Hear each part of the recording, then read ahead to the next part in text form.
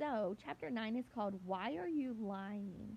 So, I want you to think about who is asking that question and why are they asking that question. Go ahead and jot down your thinking and then we'll get started.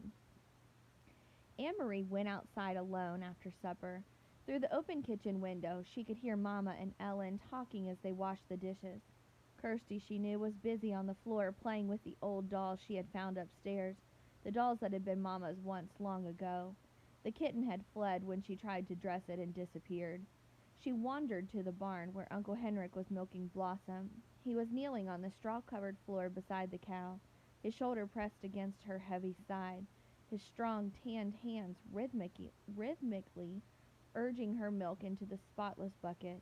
The god of thunder sat alertly poised nearby, watching.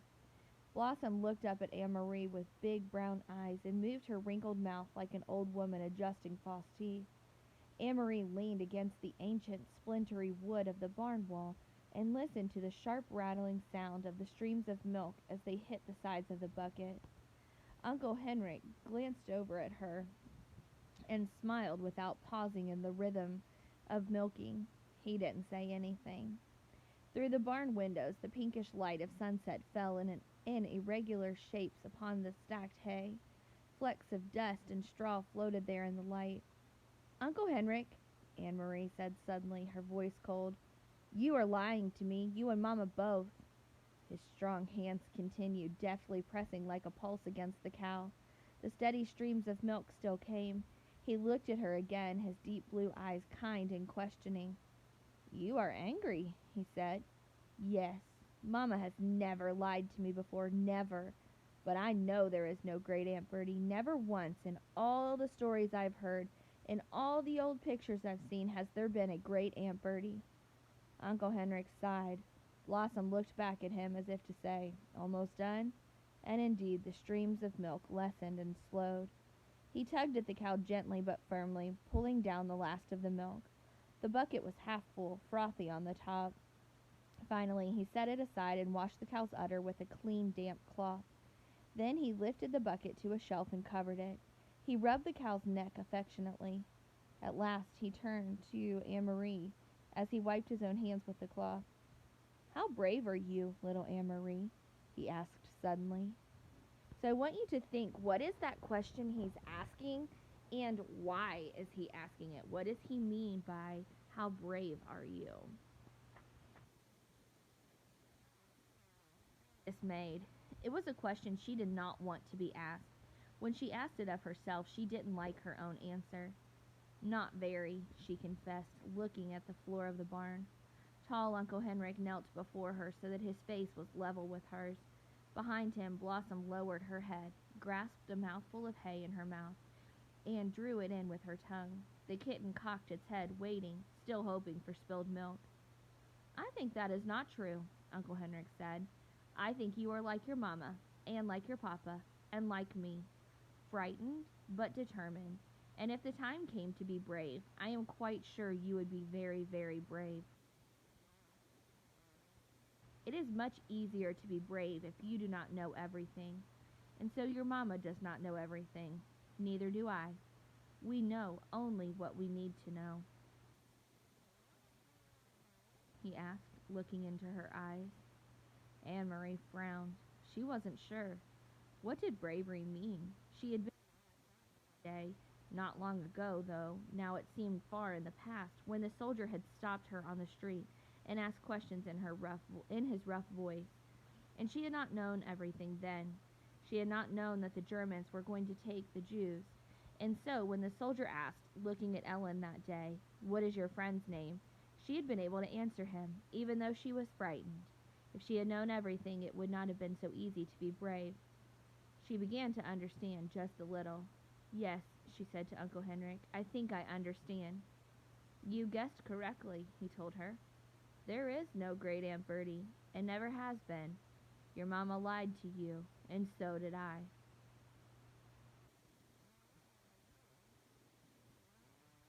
Are they lying? And who's really going to be in the casket if there's not a great Aunt Bertie? We to help you to be brave because we love you. Will you forgive us for that?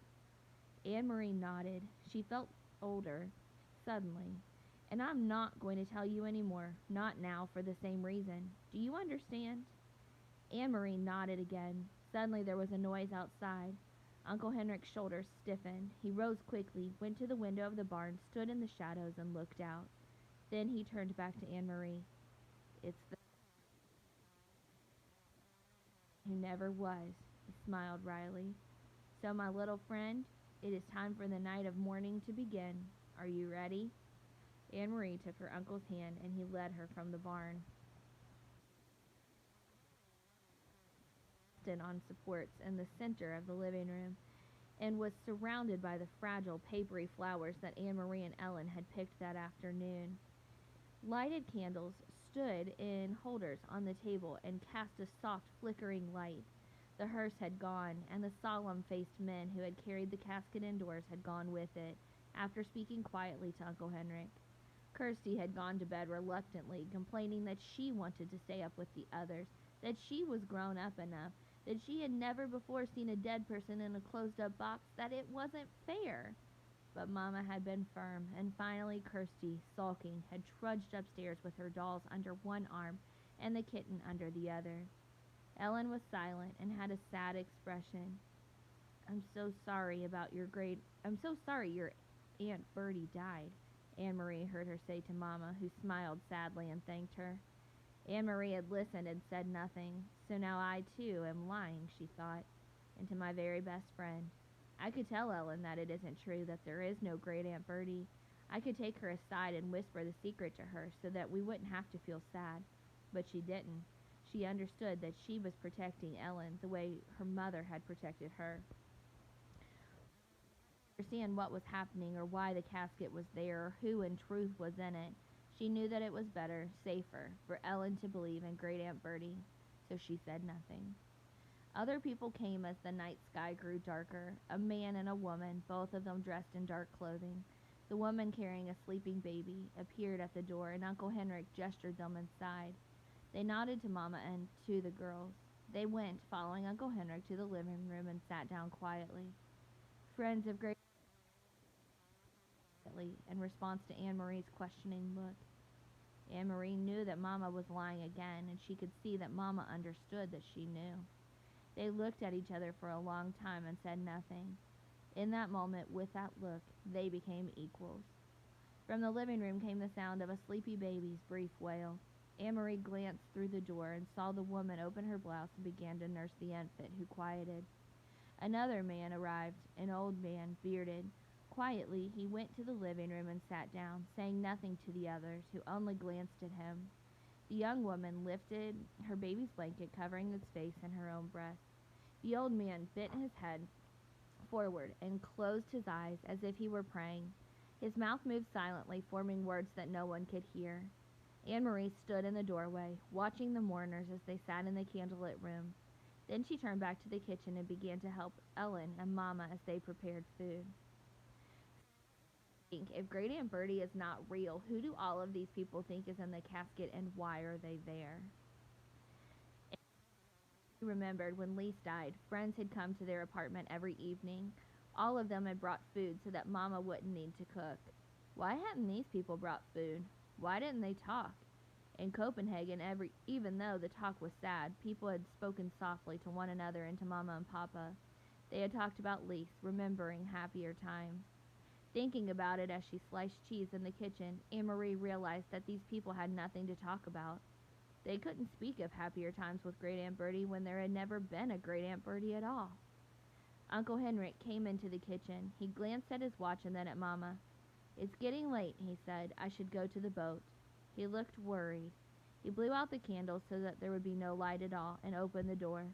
He stared beyond the gnarled apple tree into the darkness. "Good, here they come," he said in a low, relieved voice. Ellen looked questioningly toward Mama, who nodded. "Go with Henrik," she said. "So I want you to think, where is Ellen going? Why are they taking her, and where are they taking her?" Anne Marie watched, still holding the wedge of firm cheese in her hand, as Ellen followed Uncle Henrik into the yard. She could hear a sharp, low cry from Ellen. and then the sound of voices speaking softly. In a moment, Uncle Henrik returned. Behind him was Peter Nielsen. Tonight, Peter went first to Mamma and hugged her. Then he hugged Anne Marie and kissed her on the cheek, but he said nothing. There was no playfulness to his affection tonight, just a sense of urgency, of worry. He went immediately to the living room, looked around, and nodded at the silent people there. So I want you to think, why is Ellen shrieking? What has happened, and why is Peter there? Sighed, but in a moment the door opened and she returned, held tightly, like a little girl, her bare legs dangling against her father's chest. Her mother was beside them. And our next chapter is going to be Let Us Open the Casket. So I want you to make a prediction of who is saying that, why are they saying that, and what are they truly going to find if Great Aunt Birdie is not there. I hope you all have a wonderful day, and I will talk to you soon. Please join us at the parade today. Would love to see you. We love and miss you very much. See ya.